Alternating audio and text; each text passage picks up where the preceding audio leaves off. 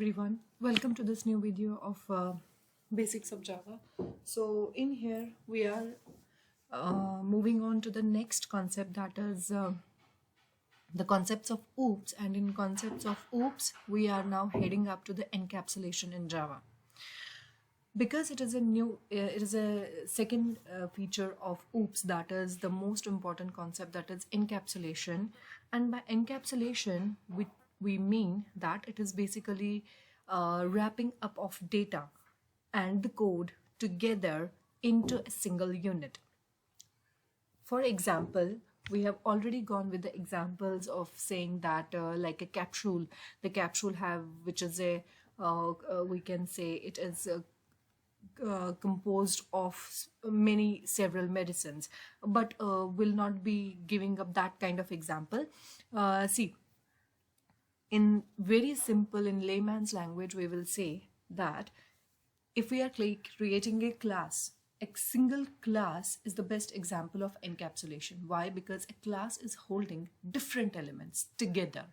What are these different elements? Like the variables, the different types of variables, the methods, the constructors, the blocks, the static blocks, or the instance blocks. So basically a class itself is an example of encapsulation because it is holding up the data and the code, the logical code together, including the different elements of a class. So that is what do we understand by the concept of encapsulation. Okay, so now we can create a fully encapsulated class by making all the data members of the class private.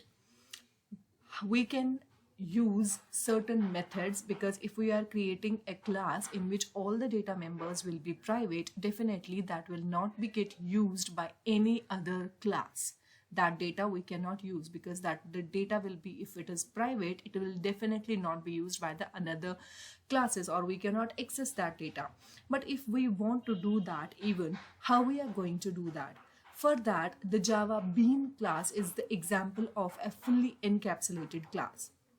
Well, before proceeding on to the example, let me just tell you, by providing the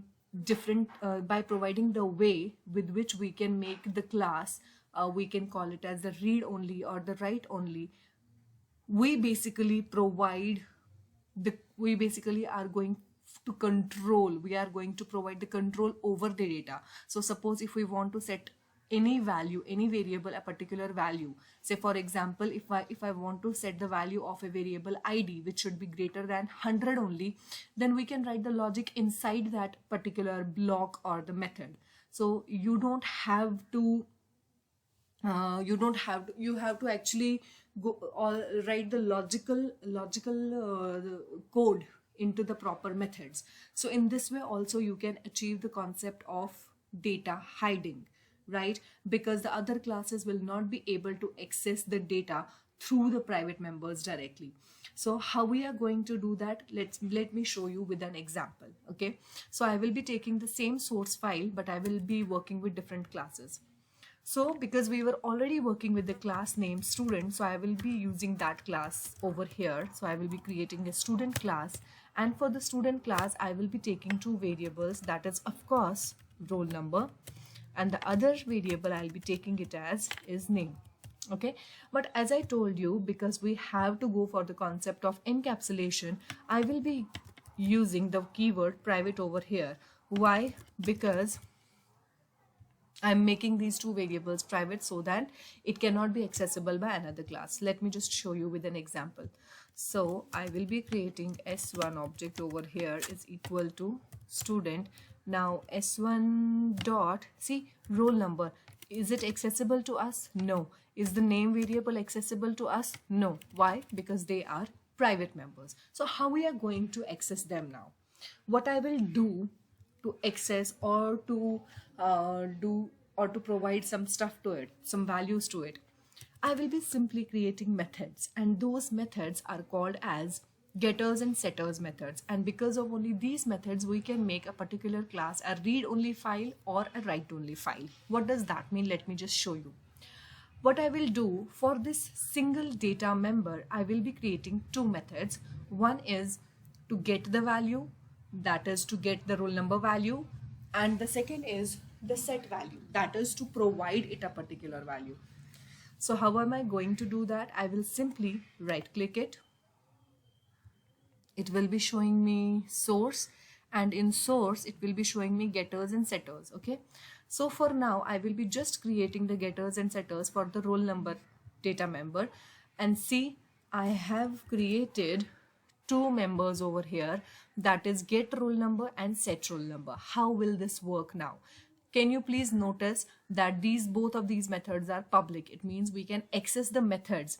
While in this class I don't know what are the data members, I will simply call it as s1 dot set roll number. I don't know what is the data member over there, right? So I will be just setting up the value set roll number 45.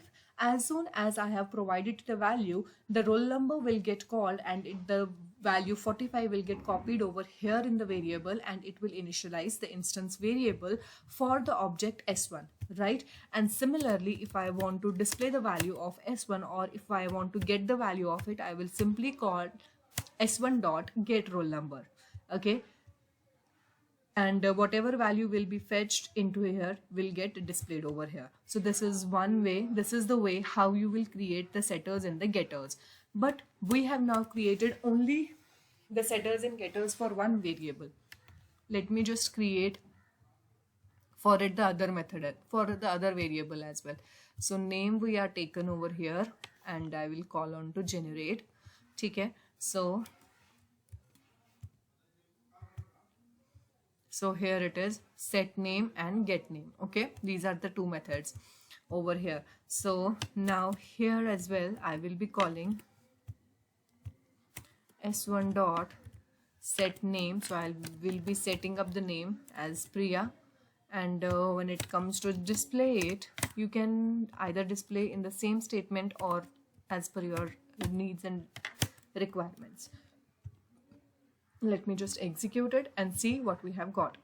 Now the thing is, this is a fully Java Bean class, but what we have to do, if I am supposed to create a read-only file, that I may not be providing it the fetching details, right? If it is a read-only file, then I will be just providing it the value to get the roll number. I will be creating another class, and I will be just providing these values over here, these methods over in that file. And if the write only file is if you want to set the values, the read only file is if you want to get the values. So this is basically a complete class which is showing the concept of encapsulation by hiding the data, so that this data is not visible to the outer world.